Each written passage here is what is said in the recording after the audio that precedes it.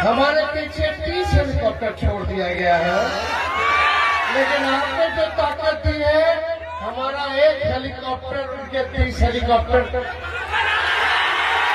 को दबाए हुए पछाड़े में रोकने के लिए हेलने ईडी सीधी हेलीकॉप्टर देवा गुप्ता क्या रेड रेड रेड है कि नहीं? इस बार इन ब्राह्मणों का राज बदलना, तख्त बदल दो, ताज बदल दो, बेईमानों का राज बदल दो। तो ज्यादा समय नहीं है, सभी मंच पे हमारे पार्टी के कार्यकर्ता नेता सभी लोगों से हाथ जोड़ के क्षमा चाहते हैं, समय कम है। 18 जनसभा हमको करना है, हमको फिर अगले जगह जाना है। आपकी बात है ना? चुपचाप